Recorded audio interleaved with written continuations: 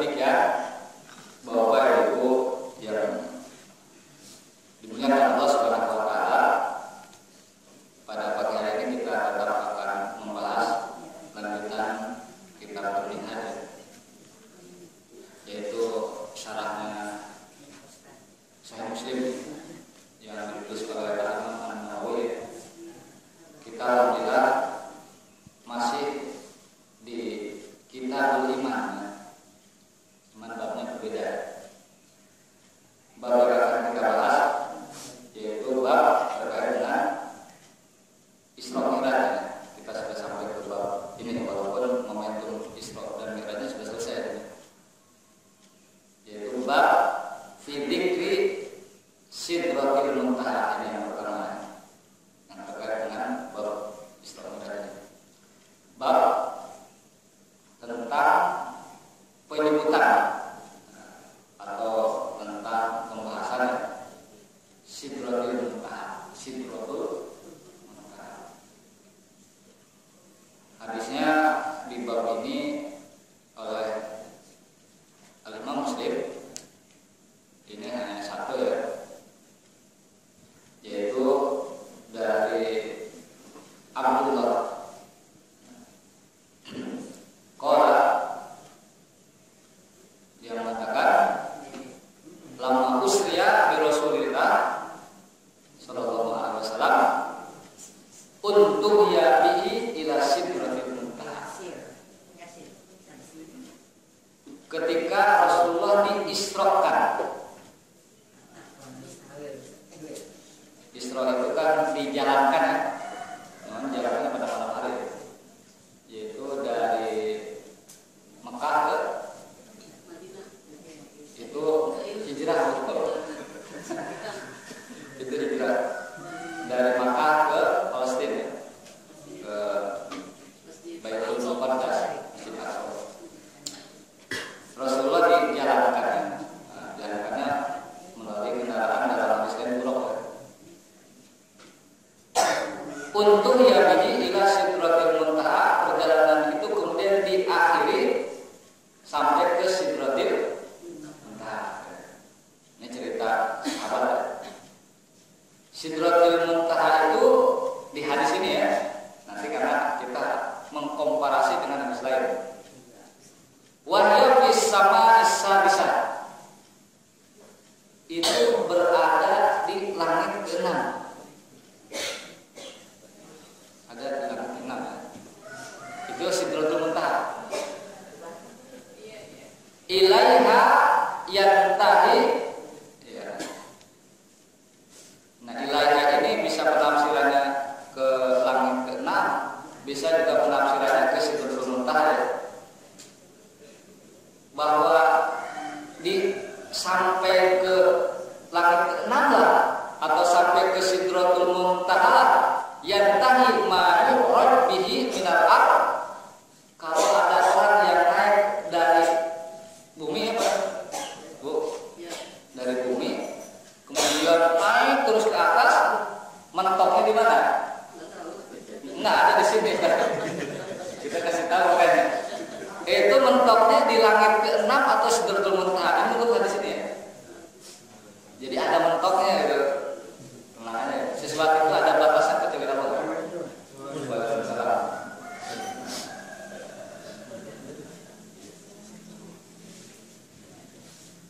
Nah, jadi kalau orang naik ke langit itu ya, kalau sudah mentok, sudah nyampe di langit ke-6. Fayuqbad minha, maka sesuatu yang naik ke atas kalau sudah mentok itu fayuqbad minha akan direm. Kobat itu ditendang, tidak boleh lagi. Wa ilaiha, di langit ke-6 dan di Sidratul atas Sidratul Muntaha yantahi ma yuhbatu bihi min fawqiha. Jadi kalau yang di atas langit ke-6 itu langit ke berapa? Ke-7. Kalau jatuh itu jatuhnya hanya ke langit ke-6 atau Sidratul Muntaha. Ya, yuhbat itu adalah ubud, itu adalah mendarat ya. Wa yuhbatu minha, tidak sampai ke bawah. Tidak sampai ke mana? ke langit kelima, keempat, apalagi ke kita.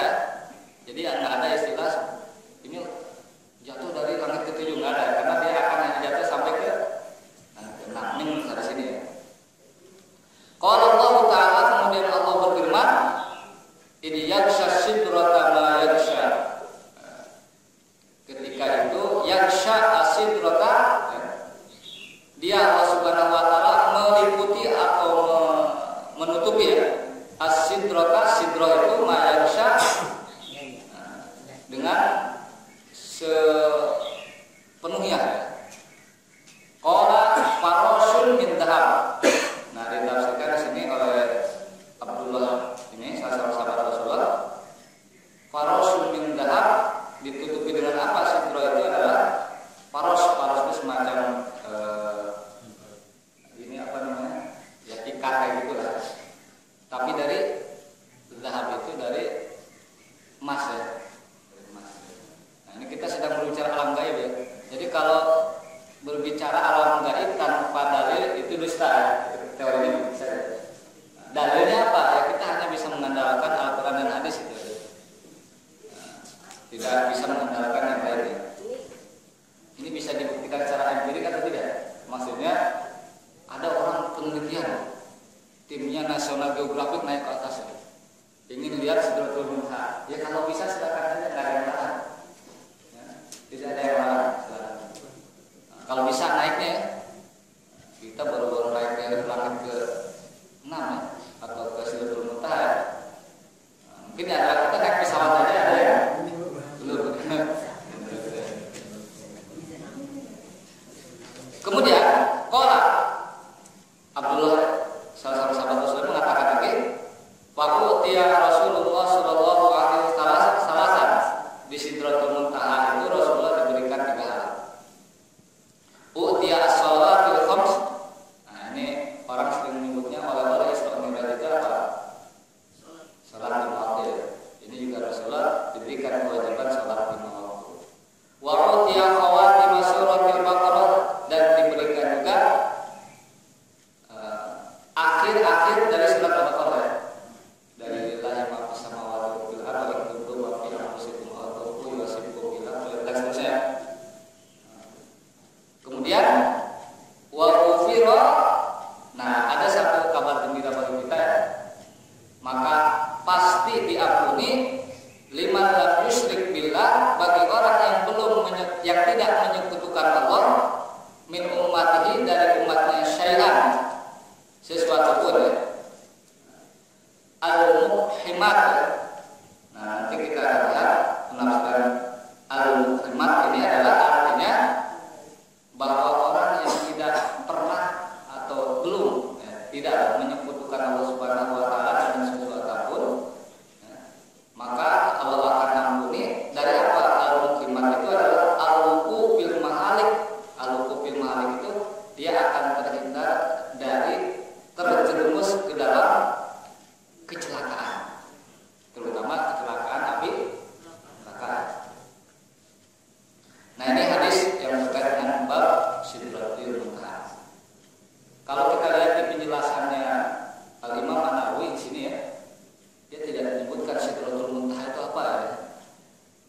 Nah, bahkan dia tidak menyantumkan karena memang Sahih Muslim tidak ada ya. Sahih Muslim juga tidak menyebutkan, Imam Nawawi juga tidak menyebutkan hadis yang terkait dengan Sidratul Muntaha. Apa itu Sidratul Muntaha? Saya lihat di literatur lain ya, yang namanya Sidratul Muntaha itu adalah syajaratun fil jannah an yamini arsillah. Jadi Sidratul Muntaha itu semacam pohon di surga. Itu ada di sebelah kanan arsy. Arsy Allah Subhanahu Wa Taala. Ini gaib lagi buat kita ya. Sesuatu yang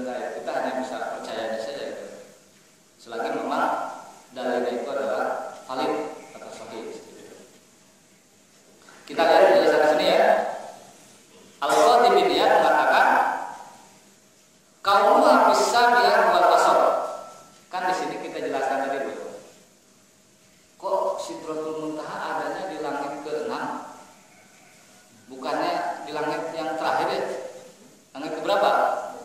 Ketujuh. Nah, di hadis lain memang disebutkan bahwa Sidratul Muntaha itu adanya di langit ketujuh. Loh, kok berbeda dengan riwayat Muslim? Nah, ini menurut Al-Qadhi bin Iyad memang pendapat yang paling sahih, yang paling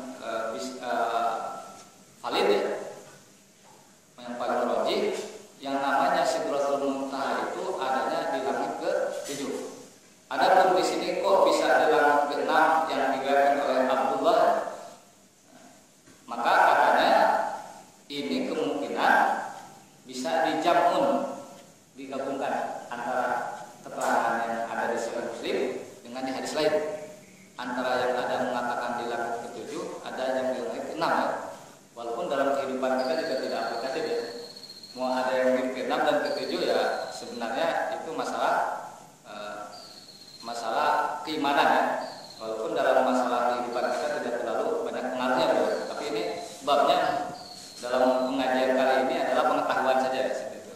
Babnya hanya untuk pengetahuan juga. Kenapa katanya? Wa yumkin ayyujma bainahuma, bisa katanya digabung dua pemahaman tersebut. Pemahamannya adalah akarnya ada di langit ke-6, ujungnya ada di langit ke-7 katanya. Itu kata para ulama. Ini disebutkan juga oleh Al-Imam An-Nawawi di sini. Faqad ulima annahu min hayati minal idham, maka diketahui betapa besar dan tingginya pohon yang namanya pohon Sidratul. Jadi pohon yang paling besar adalah pohon Sidratul Muntaha. Itu adalah sebuah pohon yang sangat tinggi sekali. Akarnya ada di langit ke-6, ujungnya ada di langit. Bayangkan kalau ada pohon seperti itu ya. Wah, subhanallah sekali.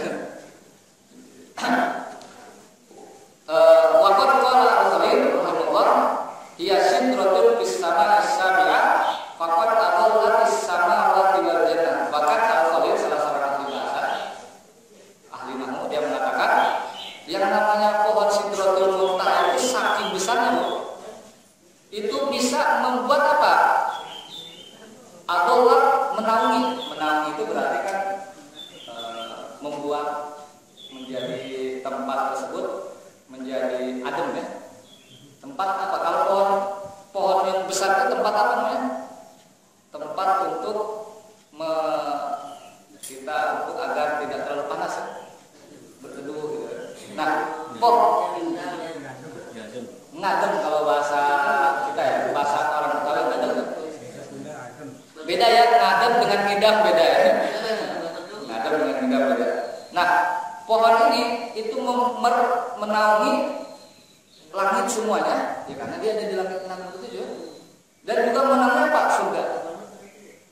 Nah, menurut Al-Khalil ya, menaungi surga. Kemudian di sini dikatakan lagi ya, waqad anil Qadhi bin Iyad rahimahullah qala min asli Sidratul Muntaha ayatun asluha fil ard fa insan hada kamahu ala madakarna. Ada juga yang mengatakan katanya yang namanya akarnya Sidratul Muntaha juga adalah fil ard, di bumi ya. Berarti kalau di bumi sangat luar biasa sekali. Nah, ini penafsiran tapi kita hanya yakin bahwa ada yang namanya Sidratul Muntaha saja. Bahwa itu rincian-rinciannya hanya terbatas dalam hadis karena tidak terlalu penting bagi kehidupan kita, hanya untuk babnya pengetahuan ya. Karena banyak hadis-hadis yang babnya hanya pengetahuan kita. Termasuk nanti hadis-hadis yang akan kita bahas dalam pertemuan kali ini.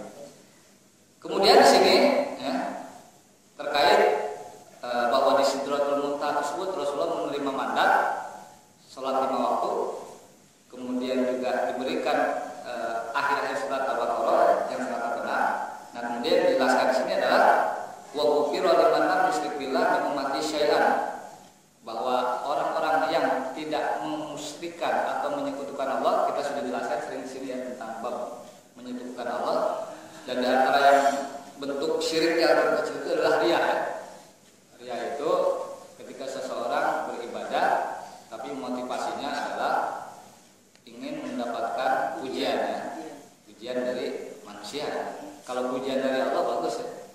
Nah, pujian dari manusia yang tidak boleh.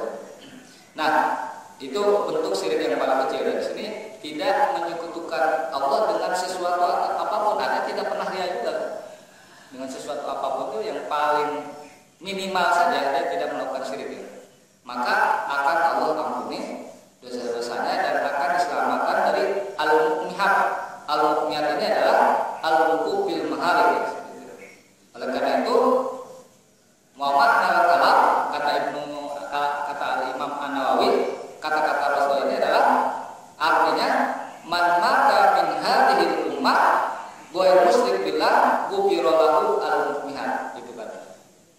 Barang siapa yang meninggal dari umat ini dan dia tidak menyekutukan Allah, maka akan diampuni dia dari hal-hal yang menjerumuskan dia ke dalam kecelakaan.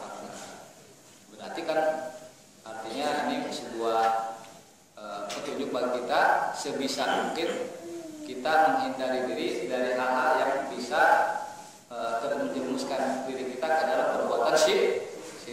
Namun sayangnya memang perbuatan syirik ini ya fenomenanya masih banyak kita lihat di masyarakat muslim. Datang ke dukun masih biasa. Kemudian percaya pada ramalan masih biasa. Banyak di antara masyarakat kita. Ini sangat sayangkan sekali. Ada juga yang mengatakan, apakah ini artinya orang yang tidak menyekutukan Allah? Ada orang yang tidak menyekutukan Allah tapi bermaksiat, ada. Loh, kalau orang menyekutukan Allah tapi bermaksiat, apakah dia juga diampuni dosanya? Tidak terjerumus ke dalam al-mahalik, ke dalam hal-hal yang mencelakakan dia di akhirat atau neraka? Kata para ulama, kemungkinan ada juga orang yang bikubroniha annahu la yukhlad finnar, yang dimaksud bahwa diampuni dosa-dosanya itu hanya diampuni dosa-dosanya dan tidak terjerumus kekal di dalam api. Artinya tetap masuk neraka. Tetap. Jadi ada orang yang musyrik, orang yang tidak menyekutukan Allah, tapi dia maksiat, tapi tetap dia masuk neraka. Apa yang dimaksud diampuni di sini? Maksudnya diampuni tidak kekal di neraka. Tetap saja yang namanya mampir di neraka itu sesuatu yang mencelakakan ya. Jadi tidak ada orang mengatakan nggak apa-apa lah di neraka sebentar biar tahu ya. Nggak bisa begitu. Karena sesuatu yang tidak enak itu kita tidak ingin ya mampir ke sana. Nah, bikhilafil musyrikin, tapi kalau orang-orang musyrik ya itu maka pada orang-orang musyrik itu dia pasti kan kekal di dalam api neraka. Ini sudah kita jelaskan di bab-bab iman sebelumnya.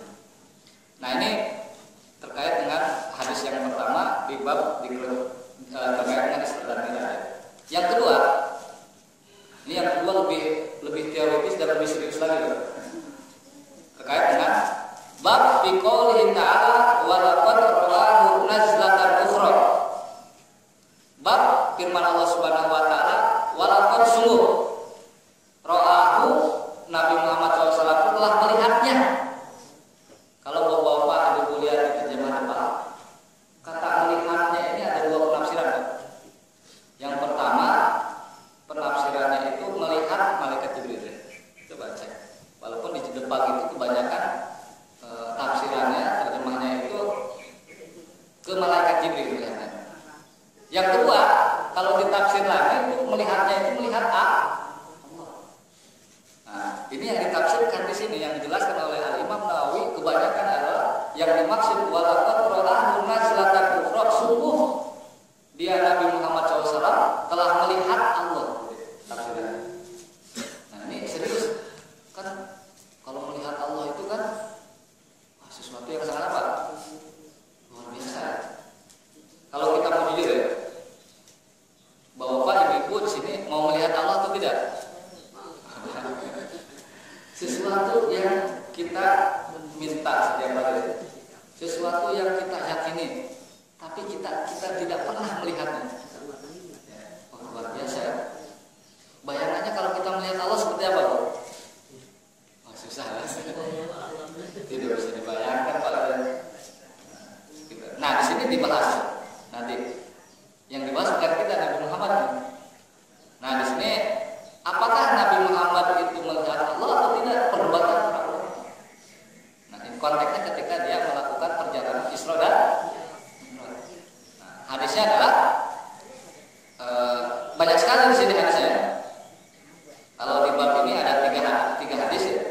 pertama dari Syaibani mengatakan, saya bertanya kepada Zirrah ibn Hubaysin an qauli azza wa jalla, bertanya tentang kepada Zir, salah seorang sahabat Rasulullah, tentang firman Allah, fakana qaba qausaini aw adna.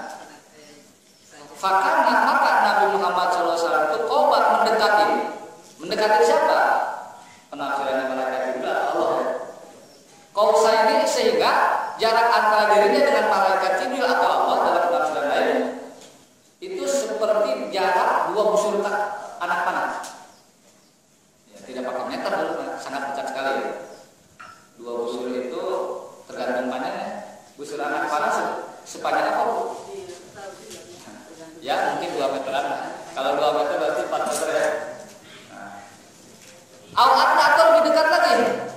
Qala, kemudian Zir bin Hubays mengatakan, fa akhbarani Abdullah bin Mas'ud anna Rasulullah sallallahu alaihi wasallam, maka dikabarkan kepadaku, yaitu Abdullah bin Mas'ud, bahwa Rasulullah sallallahu alaihi wasallam mengatakan bahwa Rasulullah ra'a Jibril, Rasulullah pernah melihat malaikat Jibril lahu sittu mi'ah janah.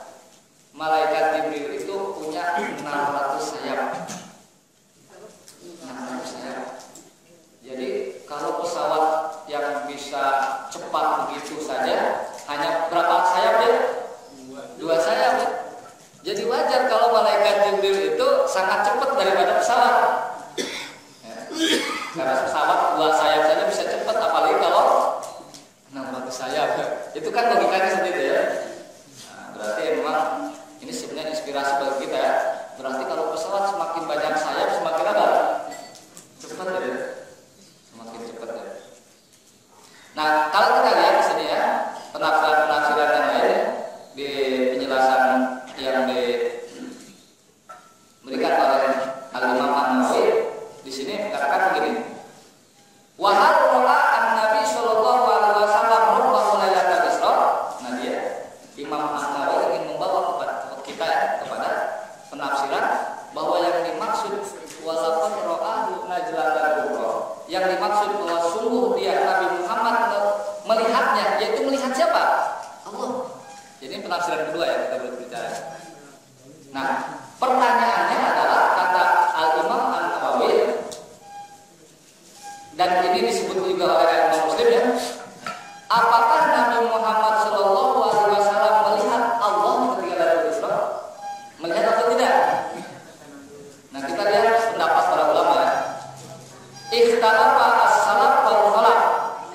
Ternyata ulama dulu dan sekarang itu berbeda pendapat apakah betul Nabi Muhammad pernah melihat Allah atau tidak. Pendapat pertama adalah pendapat Aisyah. Pendapat Aisyah itu keras. Dia mengatakan dalam riwayat lain ya, Aisyah bahkan dia mengatakan begini. Jadi ada yang namanya sahabat ya, Mas'ud. Dia mengatakan, saya lagi sandaran begini dekat Aisyah, di rumah Aisyah. Tiba-tiba dia mengatakan, ada 3 hal kalau orang berbicara dari 3 hal tersebut, maka sesungguhnya dia telah berdusta sama Allah. Negeran. Bagaimana yang namanya Aisyah itu kalau dia punya pendapat ya, radhiyallahu anha, dia akan seolah-olah menafikan pendapat yang bertentangan dengan dirinya. Karakter dia memang seperti itu.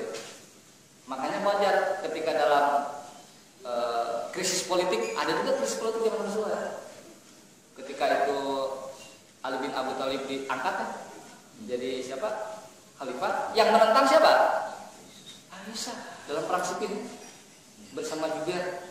Nah, sehingga ketika itu kan Aisyah bukan hanya menentang, dia kemudian melakukan apa? Dalam tanda kutip ya, pemberontakan, nah, melawan dengan fisik. Tapi kemudian kalah dan ditawan oleh siapa? Ali. Kata Ali, ini bagaimana kita menawan istri Rasulullah kan? Nah ini karakter Aisyah harus kita pahami seperti itu ya. Wajar dalam hal berpikir dia seperti itu, tindakannya juga seperti itu. Manusia namanya juga ya, manusia sekali, manusiawi sekali. Nah kata Aisyah begini, kalau ada orang, ini kita ingin menunjukkan bagaimana Aisyah mengingkari bahwa Nabi Muhammad SAW itu pernah melihat Allah. Dia tidak setuju dengan pendapat itu. Dia mengatakan, dan ada di Sahih Muslim, kata Aisyah, kalau ada orang berbicara satu dari 3 hal, maka sesungguhnya dia itu telah berdusta kepada Allah. Apa itu? Pertama, man za'ama anna Muhammadan sallallahu alaihi wasallam ra'a rabbahu faqad a'dama 'ala Allah al-firyah. Barang siapa yang mengklaim bahwa Muhammad sallallahu alaihi wasallam pernah melihat Tuhannya, Robnya, maka sesungguhnya dia telah berdusta kepada Allah dengan dusta yang besar. Ini pendapat ya. Benar pendapat ulama mengatakan Muhammad pernah melihat. Yang kedua apa? Yang kedua katanya Aisyah.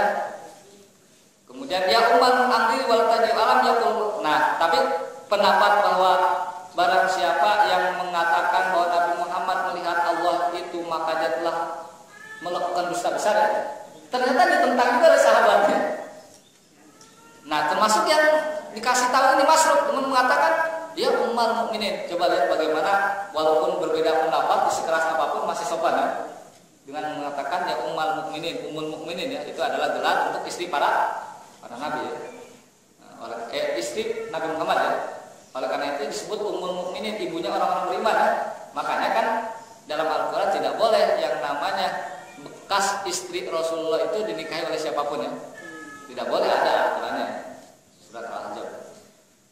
Ya ummul mukminin, andirini wala ta'jilini. Tenang dulu. Apa memang betul begitu? Bukankah Allah mengatakan walaqad ra'ahu najlatan ukhra? Dipakai dalil ya oleh sahabat bahwa yang dimaksud walaqad ra'ahu najlatan ukhra itu yaitu bukan melihat malaikat Jibril tapi melihat siapa? Allah. Jadi pertentangan penafsiran ini yang dilihat Allah, yang dilihat Rasul itu Jibril di Sidratul Muntaha atau Allah, itu sudah ada di zaman sahabat. Apalagi kita. Jadi kalau kita ada mengatakan pernah melihat Allah, ada nggak pernah, dulu juga ada perbedaan seperti itu. Jadi tenang aja ini. Dan tidak terpengaruh juga kepada kehidupan kita ya. Ini hanya itu sebab pengetahuan dari Allah. Nah, fakola dijawab oleh Aisyah. Anak awal hadhil ummah sa'ala an dzalika Rasulullah sallallahu alaihi wasallam. Dengan bangganya Aisyah mengatakan begini. Saya yang pertama kali nanya kepada Rasulullah tentang walaqad ra'ahu najlatan ukhra itu apa maksudnya? Kata Aisyah begini. Faqala bahwa Rasulullah mengatakan innama huwa Jibril, bahwa yang dimaksud najlat walaqad ra'ahu yang dilihat ketika pertama kali di Sidratul Muntaha itu adalah malaikat Jibril, kata Rasulullah begitu. Lam arahu ala surati allati khuliqa alaihi. Selama ini sebelum Isra dan Mi'raj Rasulullah tidak pernah melihat malaikat Jibril pada bentuk yang asli. Ketika di Gua Hira itu bentuknya bukan palsu sih, maksudnya bentuk yang lain. Masa malaikat dipalsukan? Bukan KW, bukan ya. Jadi ini original. Melihat malaikat seperti itu. Originalnya apa? Ya dengan 600 sayap. Coba kalau Rasulullah ketika di Gua Hira ya, ditemui malaikat Jibril dengan 600 sayap, yang terjadi apa? Pingsan ya. Ada makhluk 600 sayap yang tingginya itu adalah dari langit atas ke bawah. Siapa yang tak takut? Katanya orang lihat jin aja dia takut ya. Segede apa? Segede 2 kali atau 3 kali lipat kita aja sudah takut ya. Ra'aitu munhabitan minas sama sadan idami khalqi ma baina samai wal ardh. Saya melihat malaikat Jibril datang dari langit. Di mana apa? Panjangnya dari langit ke atas ke bawah ya, memanjang. Bayangkan ya, malaikat Jibril betapa. Ya kalau kita punya malaikat Jibril seperti itu ya, mungkin kita masa tenang ya, menjaga seperti itu. Jadi ini konsep sebenarnya, konsep bahwa yang namanya para nabi selalu dilindungi oleh Allah dengan pasukan malaikat. Di semua nabi ada Pak? Di semua nabi ada. Kemudian Faqala Aisyah memberikan alasan lagi.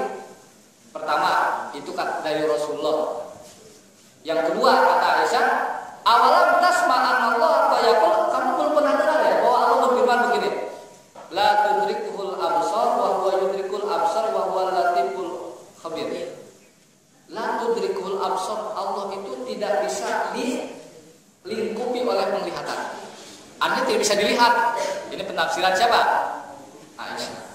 Wa huwa yudrikul absar, tapi Allah bisa melingkupi penglihatan semua kita. Jadi tahu. Jadi kita tidak bisa melihat Allah, tapi Allah melihat kita. Intinya begitu ayat ini.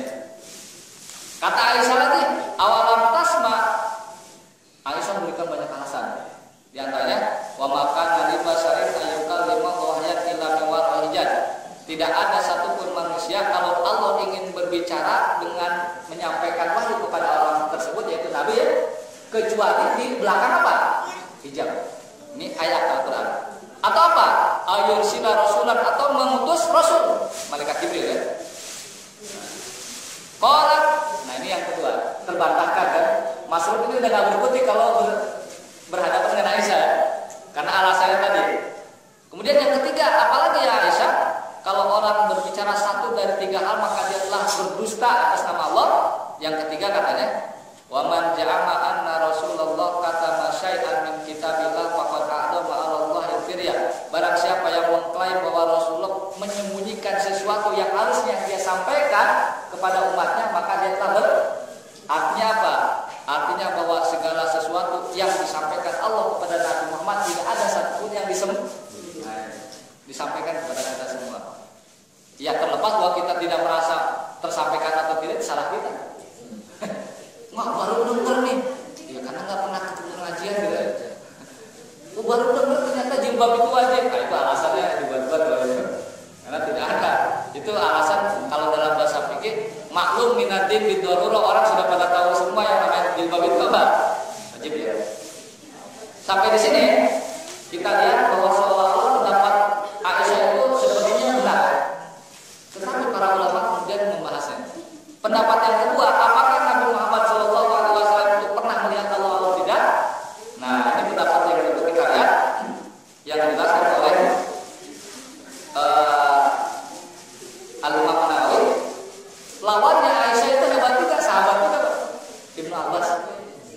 Ada Ibnu Abbas, ada Anas bin Malik.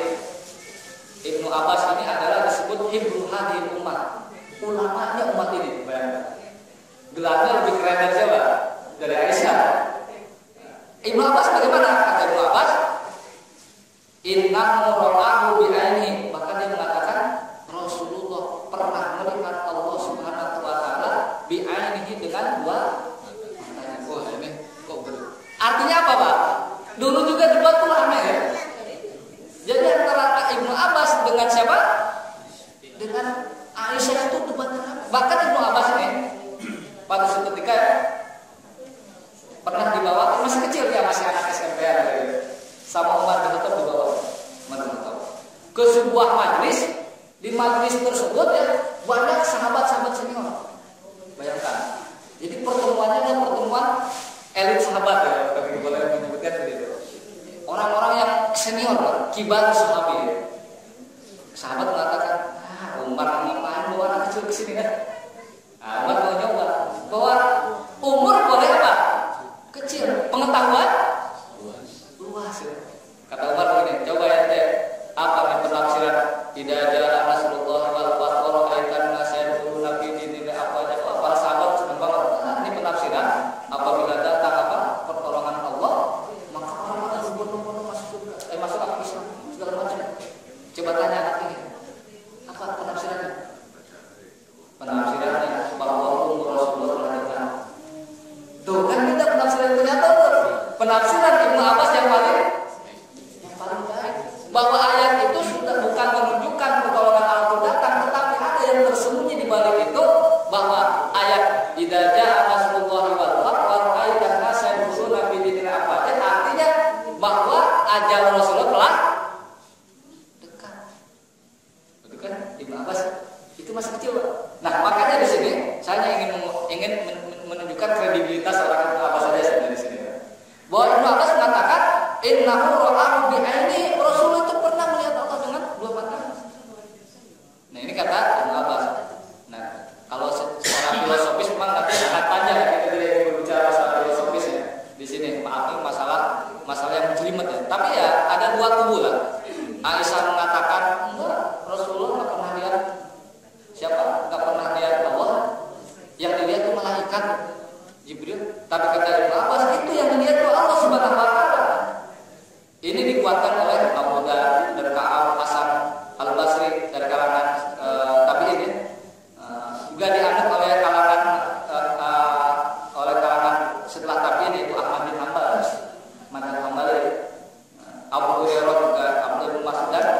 banyak lagi sahabat-sahabat yang berbicara masalah ini. Kemudian dikatakan dikatakan oleh Imam An-Nawawi ya, wa waqafa ba'du masyayikhina fi hada. Kalangan Syafi'iyah pun mengatakan, ulama-ulama Syafi'iyah mengatakan berpendapat bahwa Nabi Muhammad SAW pernah melihat Allah. Faqala laisa alaihi dan muadzin walakinnahu jaliz. Memang katanya terus terang kata mazhab Syafi'iyah, masyayikhina itu syekh-syekh kalangan Syafi'iyah mengatakan harus diakui memang tidak ada dalil yang eksplisit yang sangat jelas tegas mengatakan bahwa Nabi Muhammad pernah melihat Allah, tidak ada. Walakinnahu jaliz, tapi kemungkinan bahwa Rasulullah pernah melihat Allah itu ada. Walakinnahu jaliz. Walaupun kalau kita melihat ya ke nabi-nabi sebelum Nabi Muhammad ya, memang pernah ada yang mau minta melihat Allah, ada. Nabi Musa, ya kan? Di surat Al-A'raf 153 mengatakan begini. Walamma ja'a Musa limiqatina wa kallamahu rabbuh. Ketika Musa itu datang kepada janji kami, kan ada janjian. Jadi Allah dengan Nabi Musa ada janjian. Hebat ya kalau Nabi itu janjian dengan Allah. Kalau kita janjian dengan siapa? Dengan istri ya, dengan anak. Wa kallamahu rabbuh. Musa, Nabi yang punya keistimewaan pernah berbicara dengan Allah. Tapi berbicaranya tidak lihat Allah ya. Sehingga penasaran, coba kalau kita berbicara dengan orang tidak melihat wajahnya, penasaran atau tidak? Kita ngomong ya, belum tahu orangnya seperti apa tapi ngomong. Ditutup begini. Tunjukkan dong wajahmu. Ya. Musa juga sama. Kata Musa begini, qala rabbi arini anzur ilaik. Ya Allah, coba tunjukkan engkau kepada aku, saya akan bisa melihat engkau. Ya, Nabi Musa, kenapa Nabi Musa begini? Umatnya pun ngeyel misalnya. Orang Yahudi. Coba orang Yahudi ya. Dia mengatakan di surat Al-Baqarah, wa idh qultum ya Musa lan nu'mina laka hatta. Nah, itu. Ini Nabi Musa ini memang orang umatnya memang ngeyel. Maka dia juga harus ngeyel juga kepada siapa? Kepada Allah. Jadi dia ingin melihat Allah biar bisa cerita kepada siapa? Umatnya yang minta melihat Allah juga. Memang orang Yahudi itu seperti itu karakternya, keras kepala. Ya, kita tahu keras kepala orang Yahudi ya. Disuruh menyembelih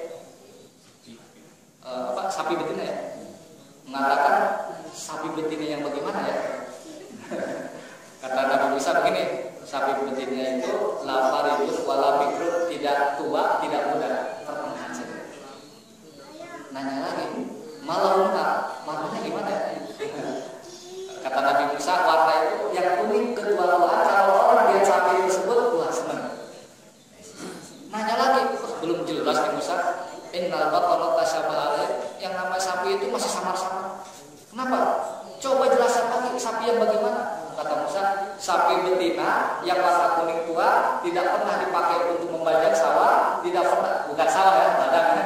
Tidak pernah dipakai untuk mengairi ladang, tidak ada belangnya, tidak ada cacatnya. Bingung ya. Nah, sapi yang karakternya sapi betina, pertengahan, setengah bayar, tidak tua, tidak muda, tidak ada belangnya, tidak ada cacatnya, tidak pernah dipakai untuk ladang, mengairi, nyari nggak, hampir nggak ketemu tuh sapi seperti itu. Nah ini ngeyel siapa? Nah, Yahudi itu seperti itu, apalagi hukum internasional bukan lagi ngeyel, dipantati sama mereka itu. Nah, orang Nabi aja dibunuh ya, Nabi aja dibunuh ya, jangan percaya sama orang Yahudi itu, harus keras seperti itu. Nabi Musa mengatakan gini, Allah Rabbi andur ilayah, surah Al-Araf. Ya Allah, perlihatkan kepada aku. Ada yang bertanya, Pak Ustaz, boleh kita berdoa kepada Allah? Allahumma arini andur ilayah, ya Allah, perlihatkan engkau kepada aku sehingga aku bisa melihat engkau. Boleh nggak doa seperti itu? Kalau boleh, memang tidak ada larangan ya. Karena kalau melihat itu memang kadang-kadang kita merasa lebih tenang, lebih yakin ya. Kemudian apa jawab Allah? Kata Allah, kalau ingin melihat aku ya, fanzur ilal jabali, lihat apa? Gunung. Fa ini istaqarra makanahu fasawfa tarani. Kalau gunung itu nanti ajeng,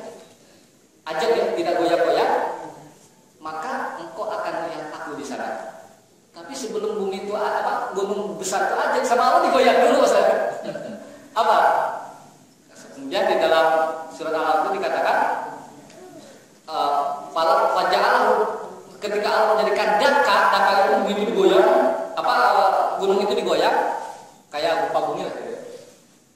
Kemudian apa? Kharrasa'iqa. Musa malah apa? Pingsan. Nah, makanya mau melihat Allah. Jadi kata Allah, lihat gunung kalau sudah ajeng. Tapi sebelum ajeng sama Allah gunungnya apa? Digoyang dulu. Musa lihat gunung begini, pas digoyang dia pingsan.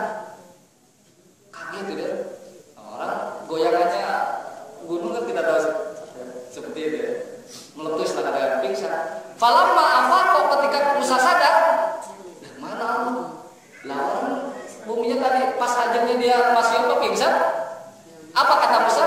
Qala subhanaka tubtu ilaika wa ana awwalul mu'minin. Kalau ada bahasa kita ya Allah tobatlah udah enggak lagi minta-minta gitu kan. Wa ana awwalul mu'minin. Nah, jadi yang namanya nabi saja, Nabi Musa dulu pernah minta untuk melihat Allah, enggak dikasih sama Allah. Sama Allah mengatakan, kamu cukup berbicara aja dengan saya, nggak bisa lihat-lihat saya. Kalau mau lihat ya lihat gunung itu. Tapi sebelum dilihat gunungnya digoyang dulu, dia pingsan duluan. Pas setelah dia sadar, Allahnya udah nggak ada lagi. Kemudian baru sadar, oh ternyata memang Allah belum makomnya untuk Nabi Musa. Makomnya adalah Nabi siapa? Nabi Muhammad. Makanya sini, walakin nahu jahil boleh. Ada kemungkinan terjadi Nabi Muhammad menjadi Allah ada.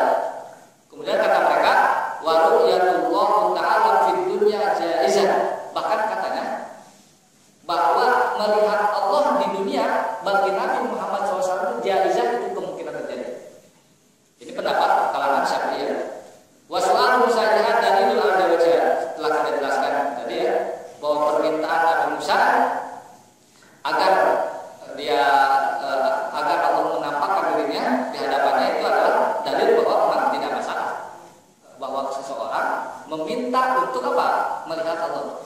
Nah, bagi kita ya boleh-boleh saja silakan. Kalau kita ingin melihat Allah dan Allah kabulkan ya.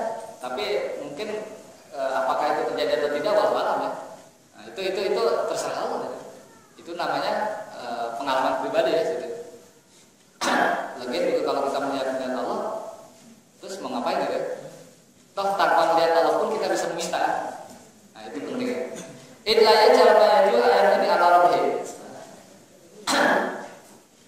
Kemudian wa fi jawab al-qadir Abu Bakar mayakil annahuma ra'ayatu.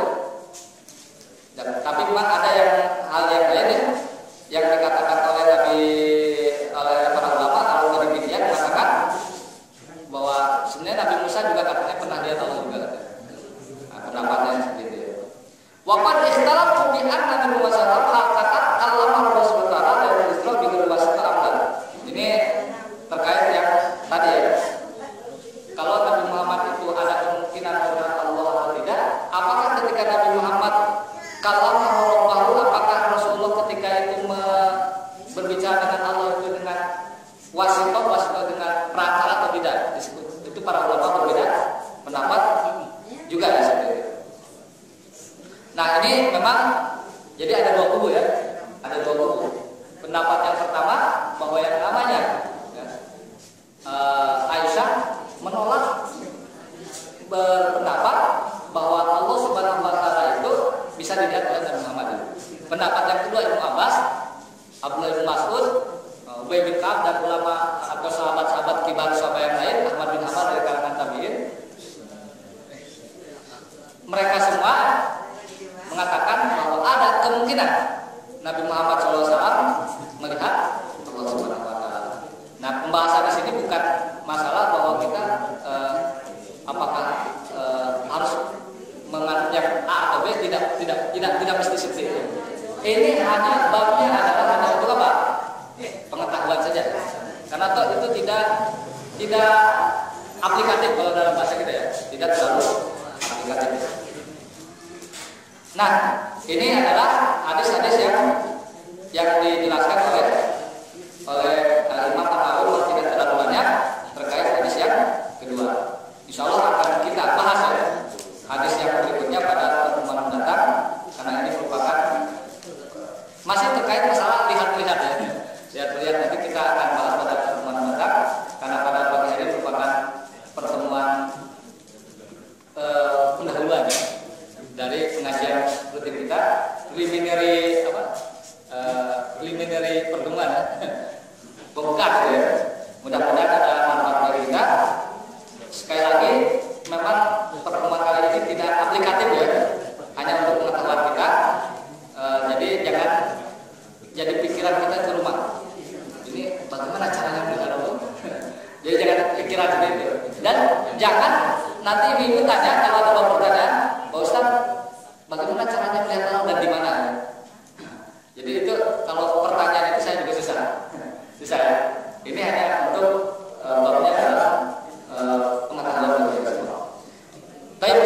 kita tutup ya.